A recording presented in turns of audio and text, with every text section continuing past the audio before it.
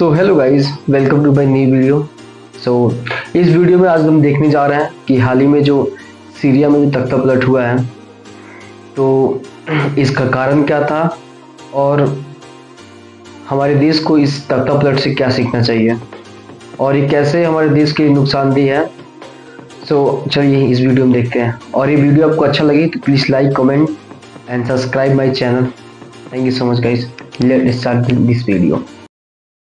Syria में सरकार गिर चुकी है और ये भारत के लिए एक वेकअप कॉल है। वहां के डिक्टेटर बशर अल असद रशिया भाग चुके हैं और अब सीरिया को टर्की बैक्ड रेबल्स कंट्रोल करेंगे। जरा गौर कीजिए, वन बाय वन अलग अलग देशों में रजीम चेंज होती दिख रही है, कहीं प्रोसेस फॉलो करके या कहीं एक कू के जरिए। लेकिन सीरिया जो देश मैप पर कहां आता है ये भी आधे इंडियंस को पता नहीं होगा, वहां रजीम चेंज होने से भारत को क्या फर्क पड़ता? फर्क इसलिए पड़ता है क्योंकि सीरिया और भारत में एक बड़ी सिमिलैरिटी है। भारत से 4000 किलोमीटर दूर होने के बावजूद सीरिया भारत को एक क्रूशियल मुद्दे पर सपोर्ट करता था, जिसके बारे में हम वीडियो के एंड में बात करेंगे जरूर। लेकिन पहले थोड़ा कॉन्टेक्स्ट समझना इंपॉर्टेंट है, क्योंकि ये हार सीरिया की हार नहीं, ये हार रशिया और ईरान की है, क्योंकि सीरिया की ये सरकार रशिया की एलाई थी।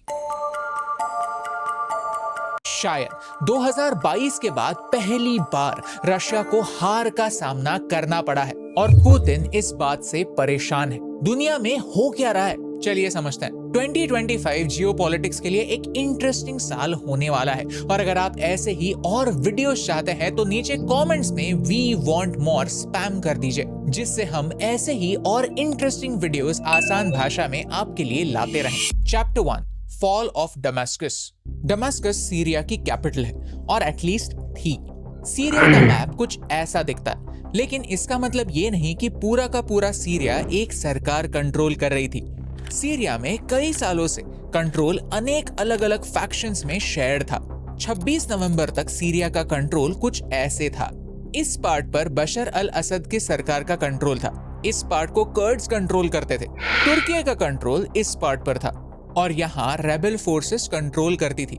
सिर्फ 11 दिनों में ये मैप बदलकर ऐसा हो चुका है। चलिए इस तख्ता पलट की टाइमलाइन देखते हैं। 27 नवंबर को सीरियन रेबल्स ने अटैक की शुरुआत की। सीरिया में HTS इनका लीडर है। इस नाम को याद रखिए, बाद में इनके ओरिजिन के बारे में बात करेंगे। इन्हें ऊपर से टर्की का भी सपोर्ट है। शुरुआत यहाँ से एलेपो शहर से हुई। 3 दिन उनके सीरियन आर्मी के साथ क्लैशेस हुए, लेकिन 30 नवंबर तक उन्होंने एलेपो को सीरिया की कैपिटल दमास्कस से जोड़ने वाला ये M5 मोटरवे कैप्चर कर लिया। आगे बढ़कर 5 दिसंबर तक हमा कैप्चर हो गया और फिर होम्स भी। हर जगह सीरियन आर्मी ने हार मान ली और रेबल्स स्ट्रॉन्ग होते गए, क्योंकि ये मिलिट्री अपने पीछे बहुत सारे हथियार और एम्युनिशंस छोड़ जाते, जो अपने अटैक को आगे बढ़ाने के लिए रेबल्स के काम आते। फिर बारी आई दमास्कस की, और 8 दिसंबर 2024 को सीरिया की कैपिटल गिर गई। सारा गवर्नमेंट इंफ्रास्ट्रक्चर रेबल फोर्सेस के हाथ चला गया। पूरी की पूरी सीरियन आर्मी इराक भाग गई और सीरिया के प्रेसिडेंट अल असद अपनी फैमिली के साथ रशिया भाग गए। लेकिन सरकार गिरने के बाद भी सीरिया में सेलिब्रेशंस हो रहे हैं, लोग खुश हैं। ऐसा क्यों? चैप्टर 2, असद सरकार के क्राइम्स। पिछले 24 सालों के लिए बशर अल असद सीरिया के डिक्टेटर थे, और उससे पहले 30 सालों के लिए उनके पिता, और उन्होंने सीरिया को नरक बना दिया था। सीरियन आर्मी के सोल्जर्स उन्हें एक गॉड की तरह ट्रीट करते थे, एक तरह उनकी पूजा ही करते थे। 2010 और 2011 में मिडिल ईस्ट के कई देशों में प्रो डेमोक्रेसी अपराइजिंग्स हुए, जिन्हें अरब स्प्रिंग्स कहते हैं। इसका impact Tunisia, Egypt, Yemen, Bahrain, Libya, Morocco और सीरिया पर हुआ। इस प्रो डेमोक्रेसी मूवमेंट को रोकने के लिए अल असद सरकार ने वायलेंट स्टेप्स लिए, जिससे एक सिविल वॉर की शुरुआत हुई। Mass arrests, torture, chemical weapons, hospital, schools और रेसिडेंशियल एरियाज को टारगेट करना आम बात बन चुकी थी। प्रोटेस्टर्स को जिन जेल्स में रखते थे वो कुछ ऐसे दिखते थे। Oh my God.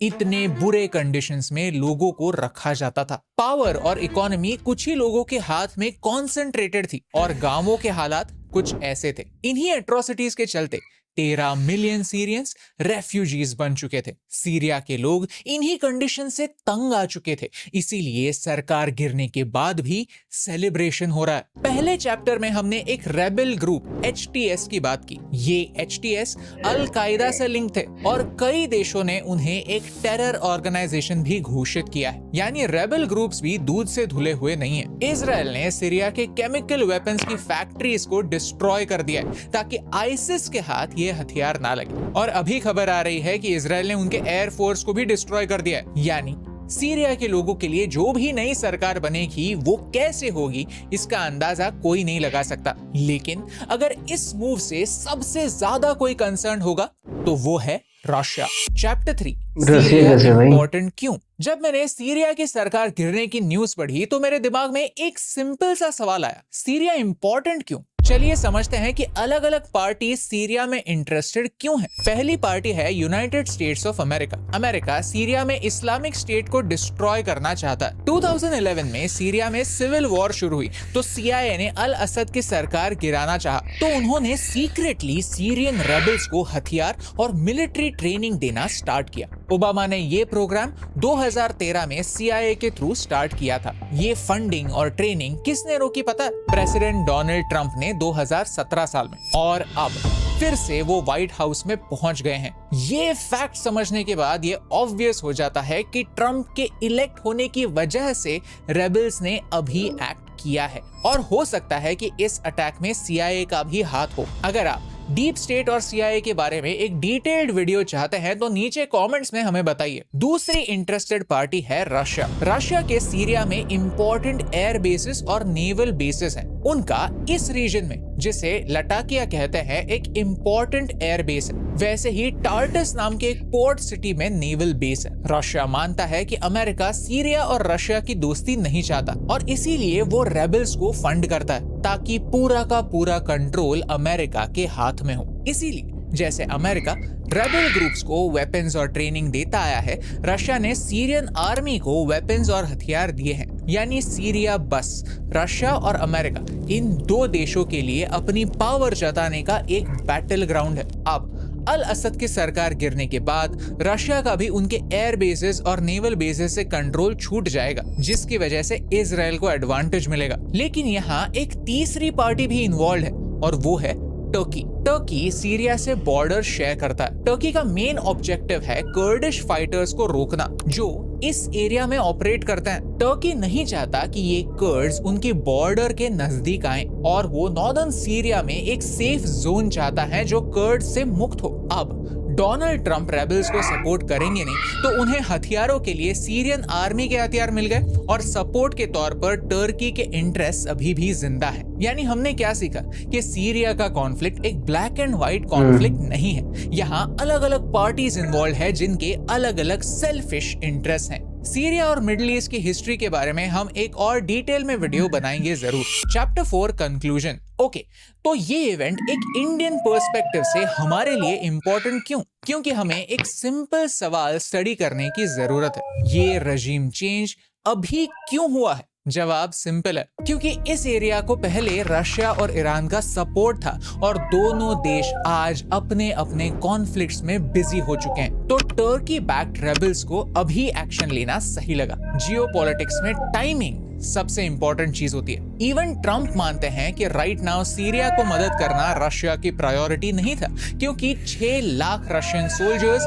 Ukraine war में घायल हो चुके हैं या फिर मर चुके हैं। इसीलिए सीरिया में रेजिम चेंज हुआ है। 1 by 1 आप देख सकते हैं कि दुनिया में सरकारें गिरती चली जा रही हैं। पहले बांग्लादेश में सरकार गिरी और अब सीरिया में। दोनों देशों में रीजंस अलग जरूर हैं, लेकिन नतीजे सेम ही। सीरिया और भारत 4000 किलोमीटर दूर है, लेकिन सीरिया और भारत में एक बड़ी सिमिलैरिटी है और वो है नॉन अलाइनमेंट। नॉन अलाइनमेंट का मतलब ये है कि जब से नेहरू जी हमारे PM थे तब से भारत ने ये डिसाइड कर दिया था कि भारत ना ही अमेरिका की साइड लेगा और ना ही रशिया की। लेकिन नॉन अलाइनमेंट होने के बावजूद जैसे भारत और रशिया के पिछले 70 सालों से इकोनॉमिक टाइज हैं, ट्रेड के टाइज हैं, वैसे ही सीरिया के भी हैं। Organisation of Islamic cooperation OIC के कई देश कश्मीर के मुद्दे पर भारत को नहीं पाकिस्तान को सपोर्ट करते हैं, लेकिन सीरिया उन चुनिंदा देशों में से एक था जो कहता था कि कश्मीर भारत का इंटरनल मुद्दा है। सीरिया ने 2016 में ही कहा था that India has the right to resolve the Kashmir issue in any manner without external assistance. ऐसे कितने मुस्लिम देश हैं जो कश्मीर मुद्दे पर भारत को सपोर्ट करते हैं, और बदले में भारत जब भी यूनाइटेड नेशंस में सीरिया को सैंक्शन करने की बात होती तो उसे अपोज करता था। भारत में सीरिया के स्टूडेंट स्कॉलरशिप के तौर पर आते हैं। भारत के स्टडी इन इंडिया प्रोग्राम में 1500 सीट सीरियन स्टूडेंट्स को ऑफर किए गए हैं, और हम किसी अर्थक्वेक या नेचुरल कैलामिटी के समय सीरिया को ह्यूमैनिटेरियन एड भेजते हैं। भारत ने सीरिया में इन्वेस्टमेंट भी की है। हमने सीरिया को 240 मिलियन $US का लाइन ऑफ क्रेडिट दिया है, जो तिशरीन थर्मल पावर प्लांट के लिए यूज होता है। वैसे ही ऑयल, एग्रीकल्चर और इंफ्रास्ट्रक्चर में भारत ने इन्वेस्टमेंट की हुई। अब सीरिया में जो नई सरकार बनेगी उस पर इनडायरेक्टली कंट्रोल टर्की का होगा, जिन्होंने हमेशा से कश्मीर मुद्दे पर भारत को क्रिटिसाइज किया। यानी जियोपॉलिटिकल लेवल पर एटलीस्ट इस एक मुद्दे पर हमें सपोर्ट करने वाला एक मुस्लिम देश भारत ने खो दिया है। वीडियो का कंक्लूजन यही है कि सीरिया में होने वाली वॉर भारत के लिए एक वेक अप कॉल है, और इसके 3 रीजंस। एक, सीरिया भी हमारे तरह एक नॉन अलाइंड देश था जरूर, लेकिन जैसे सीरिया के रशिया के साथ टाइज थे वैसे ही हमारे भी हैं, और इसकी पनिशमेंट सीरिया को मिली है। 2, ग्लोबल पावर शिफ्ट हो रही है, कहीं डेमोक्रेटिकली या फिर कहीं तख्ता पलट होकर सरकारें गिर रही हैं, और भारत को केयरफुल रहने की जरूरत है। जब भी कोई सरकार गिरती है और नई सरकार बनती है तो जिनके बलबूते पर वो नई सरकार बनी उन्हें अपीज करने के लिए वो नई सरकार कुछ भी कर सकती है। 3, अब हमें कश्मीर मुद्दे पर भारत को सपोर्ट करने वाला एक मुस्लिम देश खो दिया है। हमें हमारे फॉरेन रिलेशंस सुधारने ही होंगे। और आखिरी और सबसे जरूरी लेसन ये है कि जब लीडरशिप वीक होती है और जनता का लीडरशिप पर से विश्वास उठ जाता है तो फॉरेन ताकतों को एक अपॉर्चुनिटी मिलती है अपनी पावर दूसरे देशों पर लादने की। सब अपने अपने इंटरेस्ट की ही सोचते हैं। भारत को ये समझने की जरूरत है कि रेजिम चेंज की थियोरी सच है। बड़े सुपर पावर्स किसी भी दूसरे देश को पावरफुल होता नहीं देख सकते। तो जब भी कोई लीडर बहुत समय के लिए सत्ता में रहता है तो उसे गिराने की पूरी कोशिश होती है। Because in geopolitics there are no permanent friends, only temporary interest. और यही इंपॉर्टेंट बात आप तक पहुंचाने से मुझे फर्क पड़ता है। सो वीडियो बहुत ही अच्छा था, जिसमें पूरी तरह से बताया गया कि आखिर क्यों सीरिया में तख्ता पलट हुआ, जिसका कारण क्या था। और ये जो अलाइनमेंट और नॉन अलाइनमेंट की बात हो रही है, तो जैसे हमारा देश है वो नॉन अलाइनमेंट है, ना ही अमेरिका के फेवर में बोलता है और ना ही रशिया से कोई अलाइनमेंट है इसका। तो इसका कहीं ना कहीं बेनिफिट भी है और कई हद तक इसका नुकसान भी है, बट ठीक है, जैसा भी है बहुत अच्छा है। तो thank you so much guys देखने के लिए video. So please like, comment and subscribe my channel. Thank you so much.